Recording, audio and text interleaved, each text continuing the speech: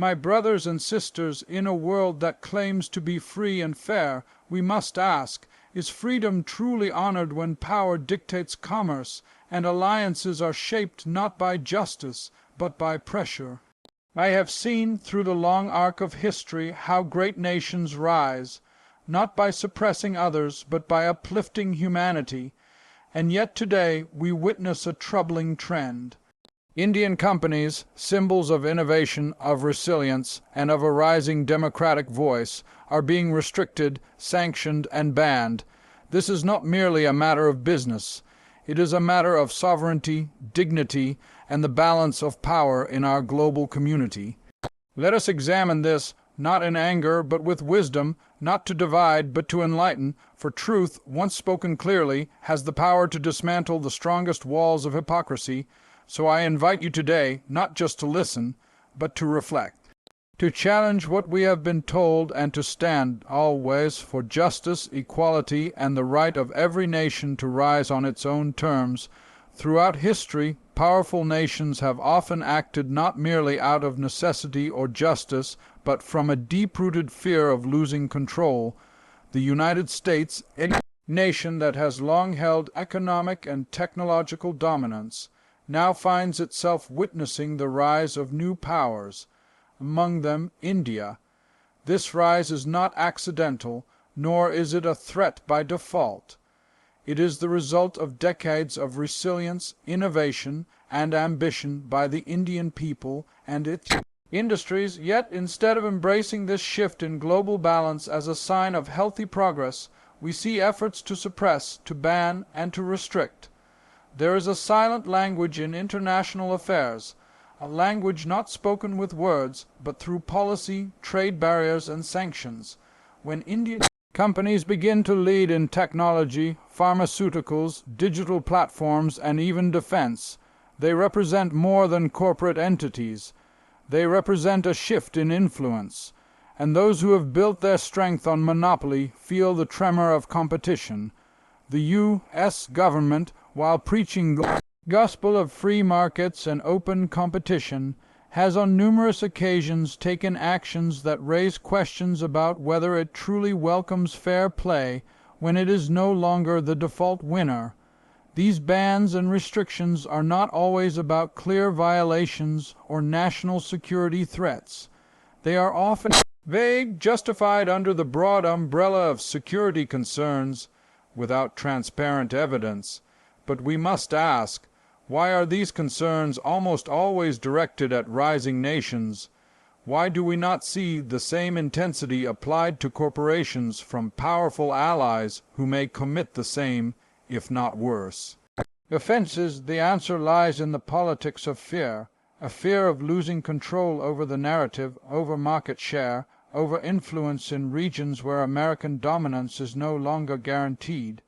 Indian companies today are not only serving India, they are serving the world. From affordable medicine to cutting-edge technology, their contributions are global.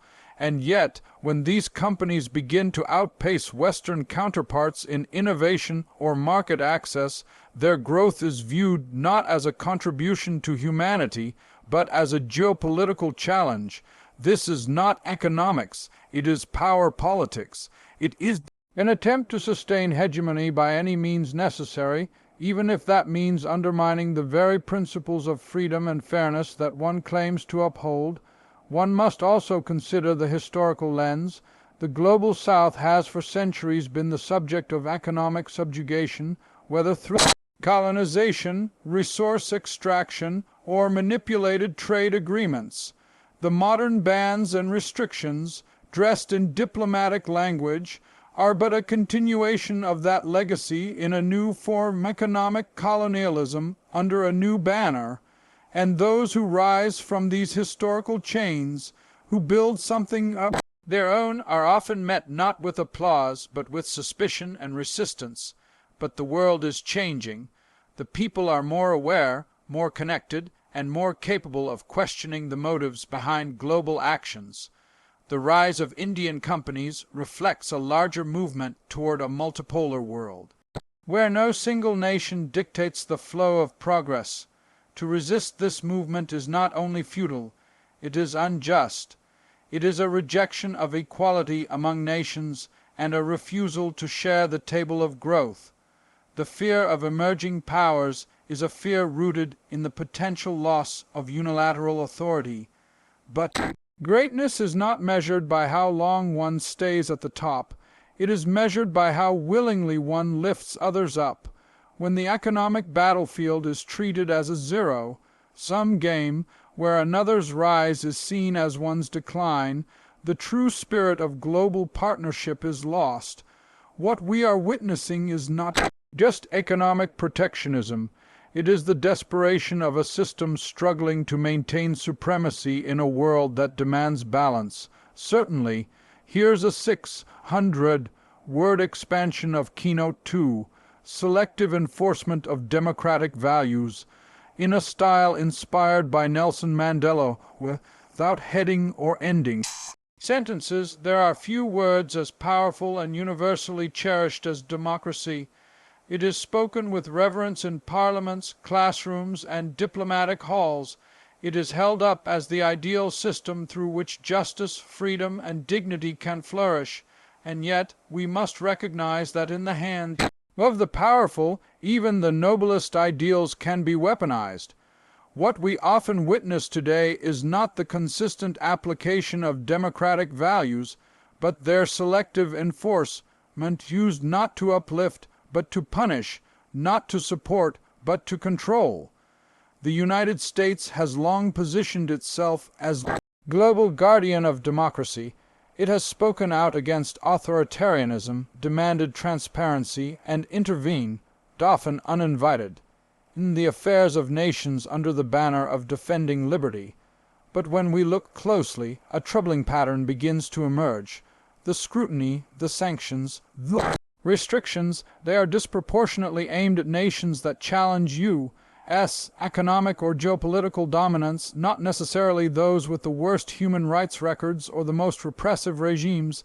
This is not democracy in action, it is strategy in disguise. India, the world's largest democracy, has faced criticism and policy backlash from the U.S.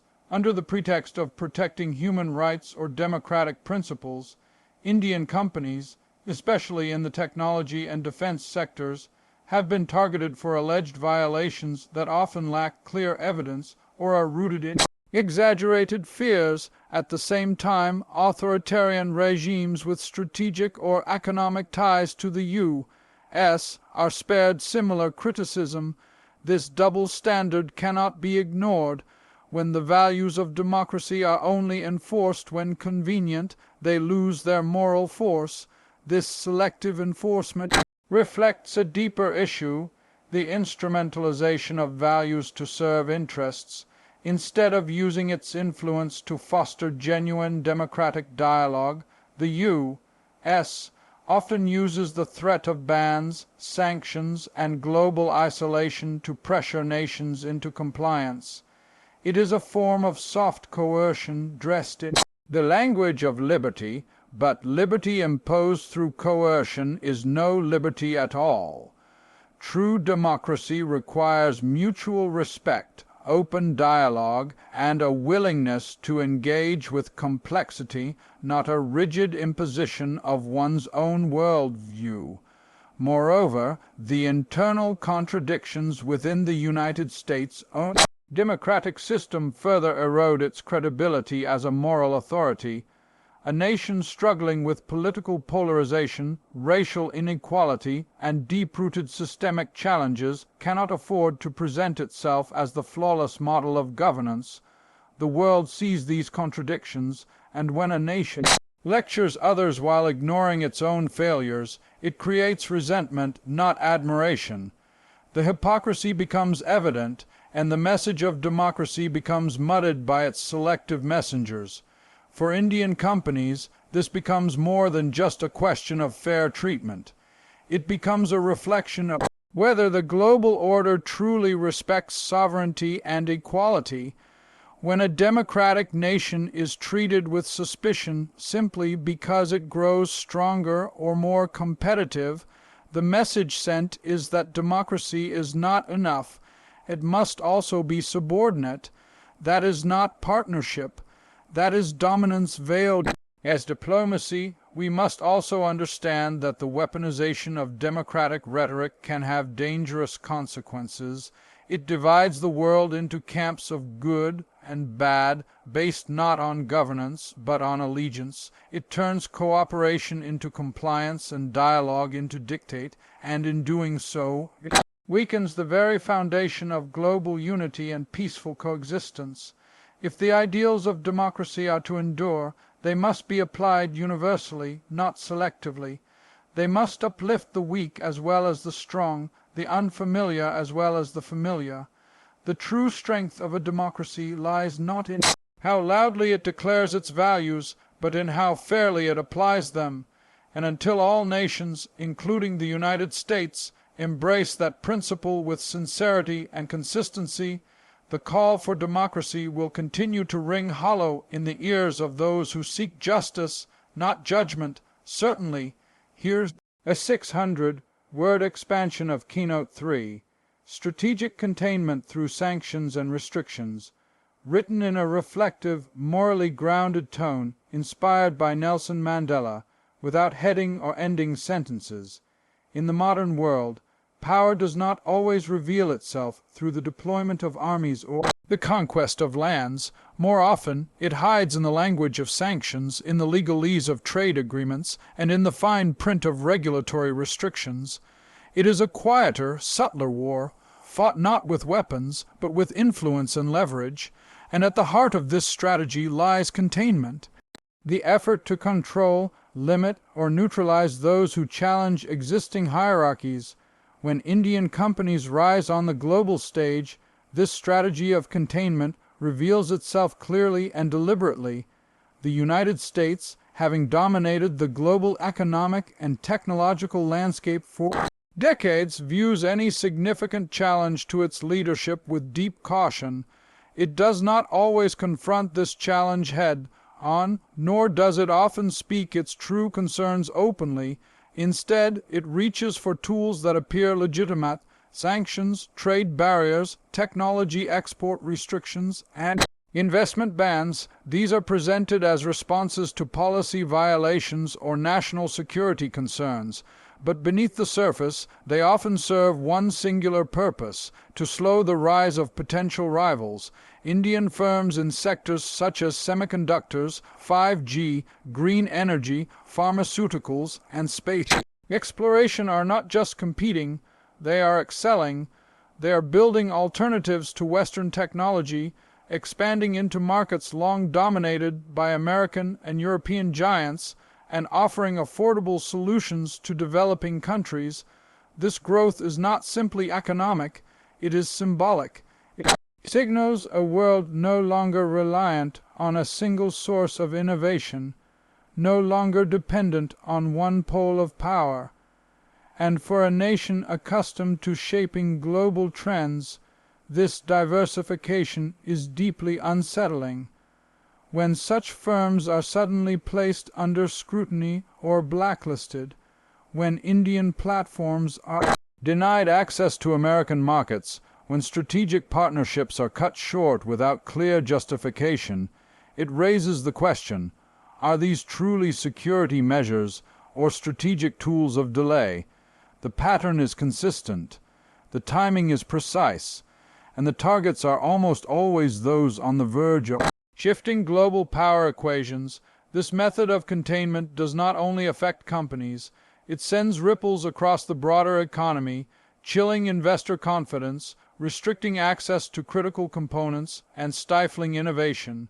It creates a climate of uncertainty where companies must operate under the constant threat of sudden policy shifts driven not by law, but by geopolitical calculation, and it places emerging economies in a difficult position: grow too fast and risk being punished, grow too slowly and remain dependent.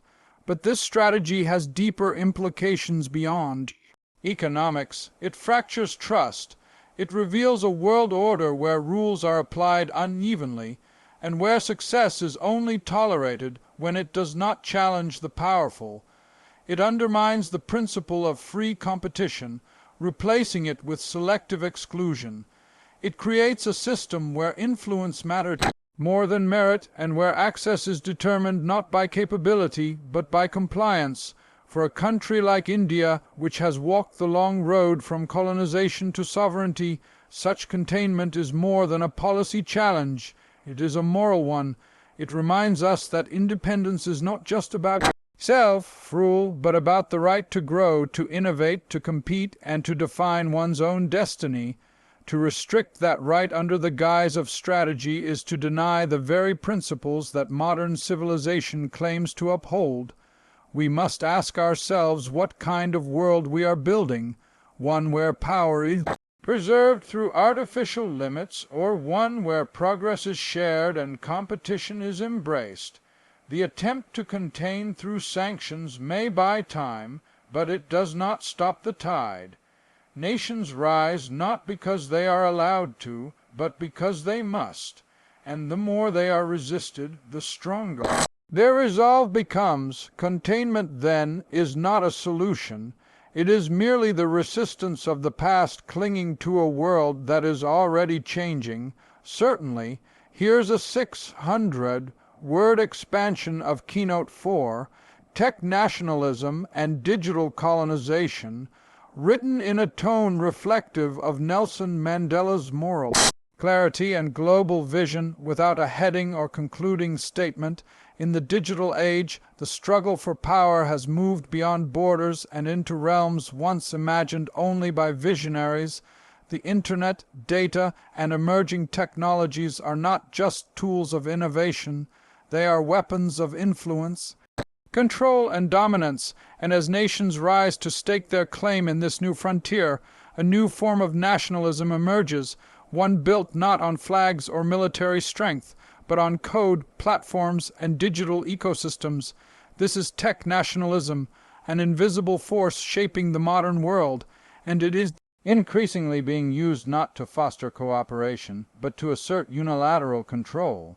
For decades, the digital space was dominated by a handful of Western giants, companies that created not only products but entire ecosystems through which the world would communicate, trade, and express itself.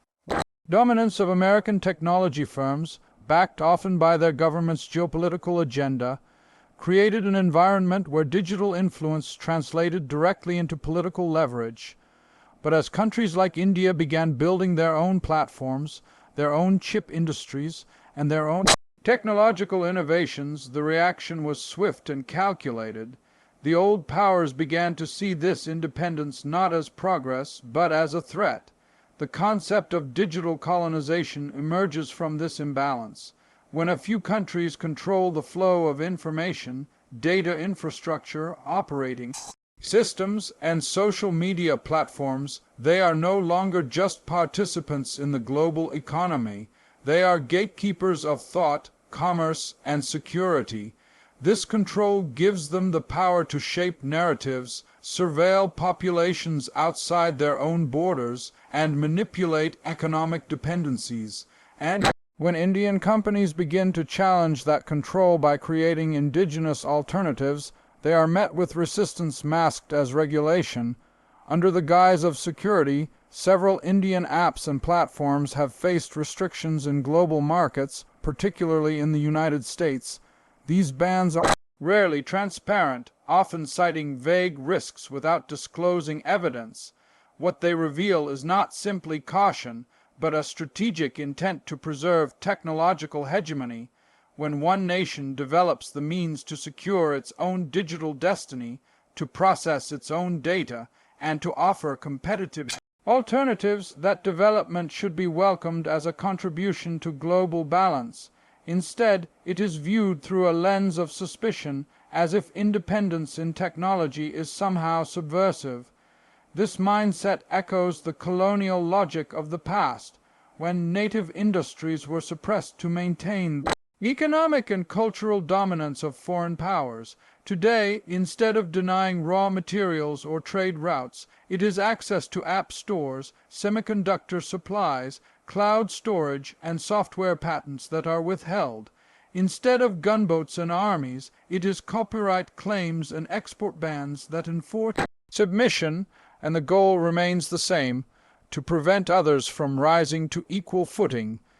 India, with its population of over 1 billion and its vast technological talent, represents the most significant counterbalance to this monopoly.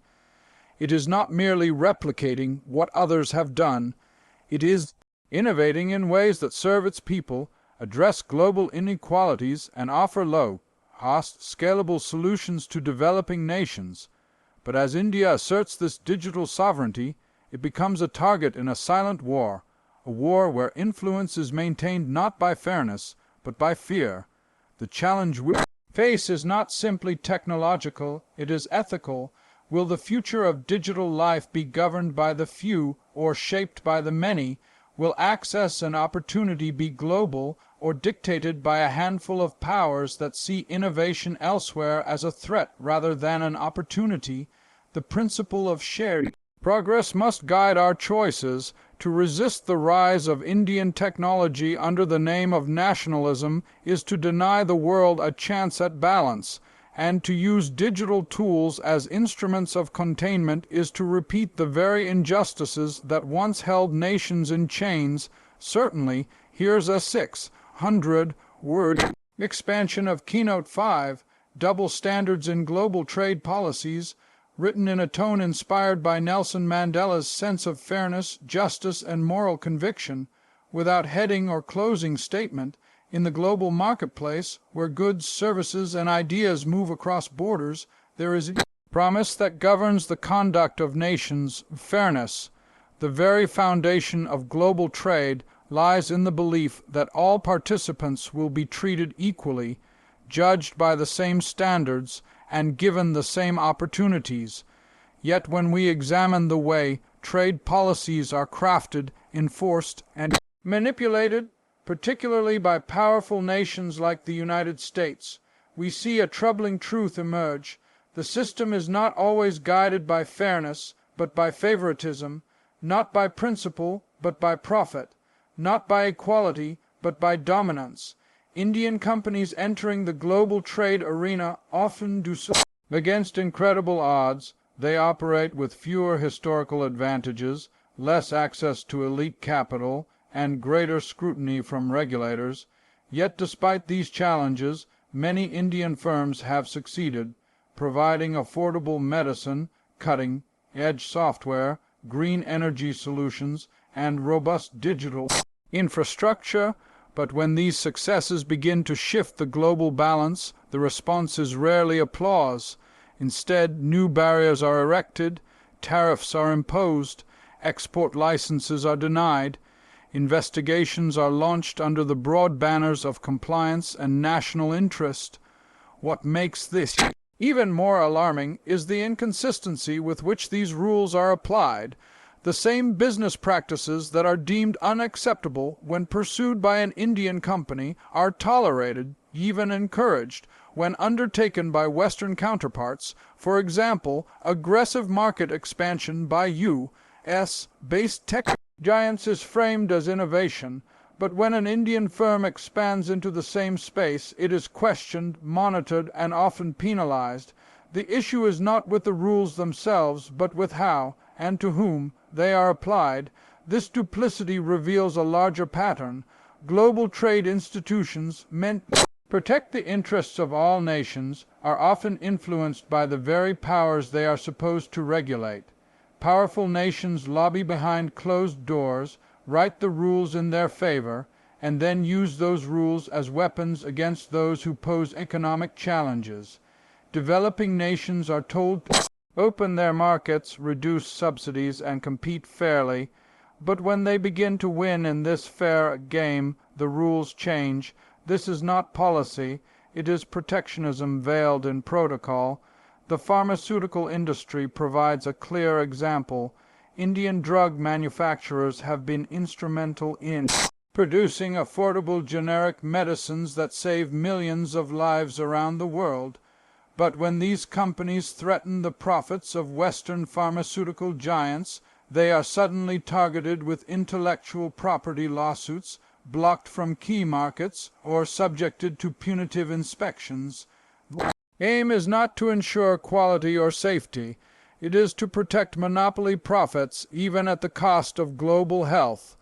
The same can be seen in climate technology. Indian firms producing low-cost solar panels or clean energy solutions are often excluded from Western subsidies and green finance opportunities, while American or European firms with higher production costs are preferred. The message is clear: trade is only free when the powerful win. What this creates is not a level playing field, but a tilted one, where rising nations are told to play by the rules, while others rewrite them mid-game. It erodes trust in international institutions, it discourages genuine competition, and it deepens the divide between those who have long held power and those struggling to claim their rightful place at the table.